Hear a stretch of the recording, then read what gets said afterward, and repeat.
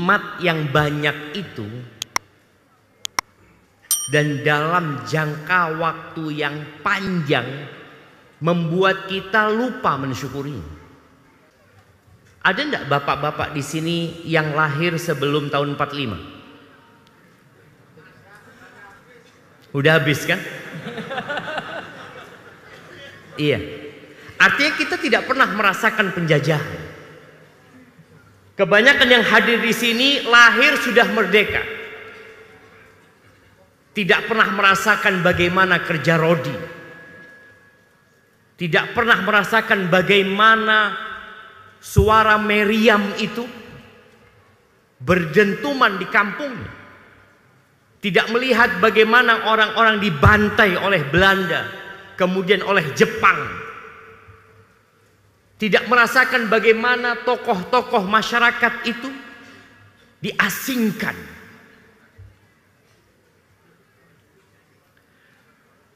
Ceritanya dulu, Ana juga nggak pernah merasakan hal itu. Dari sulitnya makan, mereka itu makan apa? Gaplek. Hah? Apa? Tiwul. Enggak. Singkong yang dijemur sampai hitam itu apa namanya? Gatot. Masya Allah. Hah? Gak ada, kita udah makan beras. Anda lihat yang dibagikan beras. Mereka cari beras sulit.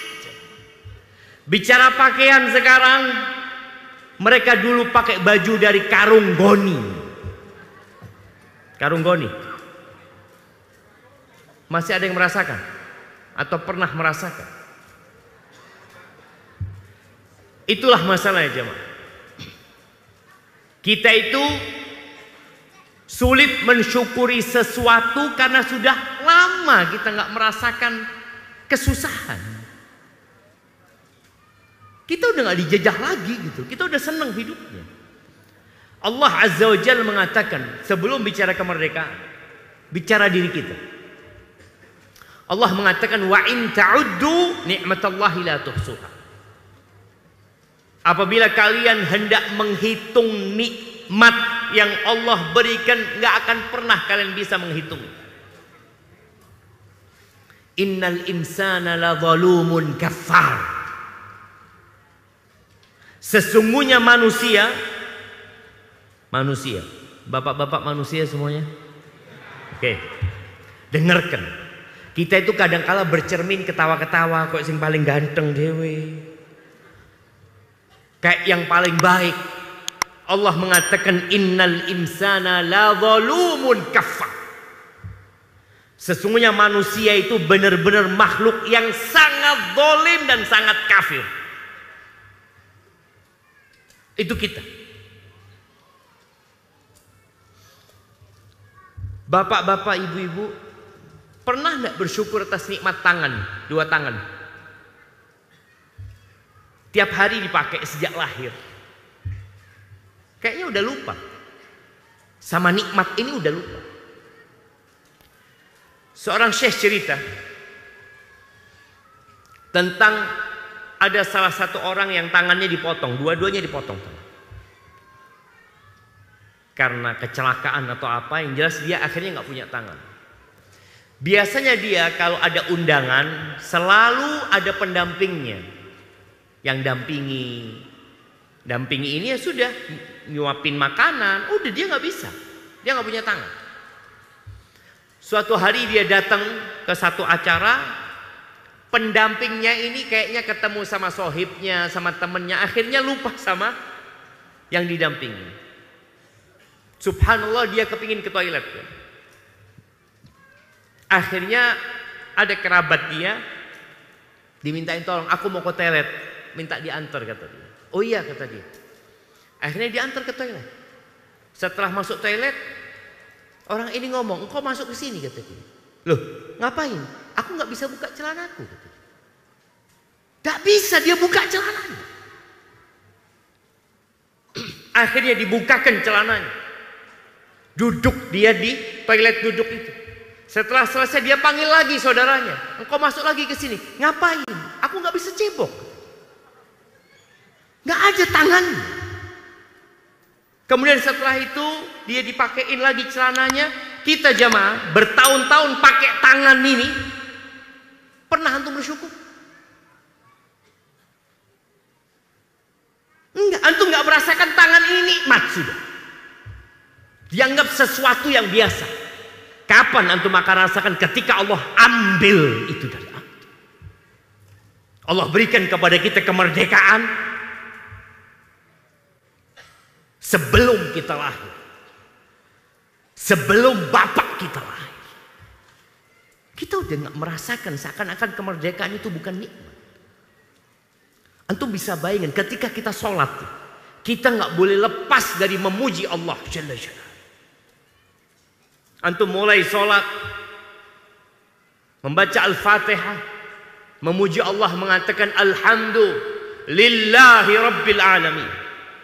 Antum baca nih tadi waktu subuh, waktu sholat zuhur antum ulangin dibaca, waktu sholat asar antum ulangin 4 kali antum baca, tadi sholat maghrib kita baca lagi, isya kita baca lagi. Ketika antum ruku antum terus memuji Allah. Subhana rabbiyal azimi wa bihamdih. Antum puji Allah. Atau antum baca subhanakallahumma wa bihamdik. Allahumma ighfir. Terus antum bangkit dari rukuk mengatakan sami Allahu liman hamidah. Rabbana walakal hamd. Mil'as samawati wal ardh. Kita itu udah mulai lupa jemaah dengan nikmat-nikmat yang Allah berikan. Jangan bicara kemerdekaan lah. Karena kemerdekaan kita memang belum lahir waktu itu. Kita nggak tahu gimana kondisi. Ini kondisi kita sekarang. Ketika iblis diusir dari surga. Allah menceritakan hal itu di surat Al-A'raf ayat 16 dan 17. Iblis mengatakan qala fabima aghwaytani la'aq'udanna lahum siratakal mustaqim. Ya Allah, atas dasar aku sudah dihukum sesat olehmu, maka aku akan duduk di jalan-jalan yang lurus untuk menyesatkan manusia. Thumma la'atiyannahum min baini aydihim. Aku akan mendatangi mereka dari hadapan mereka, wa min khalfihim, wa an aymanihim, wa an syama'ilihim. Aku akan godain mereka dari belakang, dari kanan, dari kiri. Apa targetnya iblis? Dia sampaikan kepada Allah. Apa target dia? Wala tajidu aktsarahum syakirin. Engkau akan mendapati kebanyakan manusia tidak bersyukur. Jemaah, kita semua berharap masuk surga. Pantaskah kita masuk surga? Tangan ini nggak disyukuri, mata nggak disyukuri. Padahal kita nggak hidup kecuali dengan nikmat dari Allah Azza wa Jalla.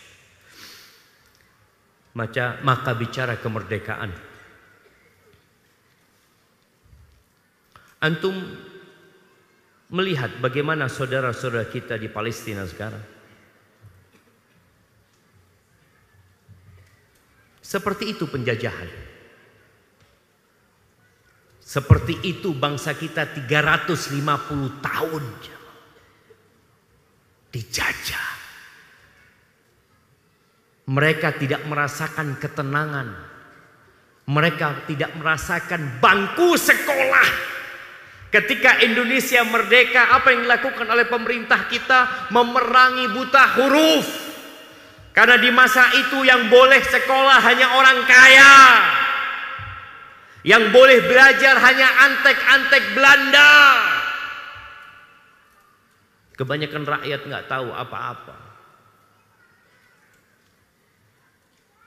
Sekarang kita semua bisa belajar. Kalau dulu target pemerintah itu pokoknya bisa baca dan menulis. Sekarang targetnya berapa tahun sekolah? 9? 11. Wajib. Yang wajib bukan 9. Udah tambah 3 lagi. Hah? Sekarang harus tamat SMA, Ustaz. Masya Allah. Dulu lulus SD pegawai negeri. Sekarang S1 nganggur. Antum bisa lihat kualitas manusianya. Seharusnya semakin lama belajar, ya semakin mudah cari pekerjaan. Kualitas manusianya dahulu pandai bersyukur. Mereka dulu merasakan, ya Allah, bisa sekolah SD. Dulu bukan SD namanya. Apa? SR. Sekolah rakyat. Di mana rakyat Indonesia punya hak untuk sekolah, untuk belajar mereka. Dan banyak di antara mereka yang nggak lulus SD. Tapi mereka bersyukur kepada Allah Azza wa Jalla. Semakin kesini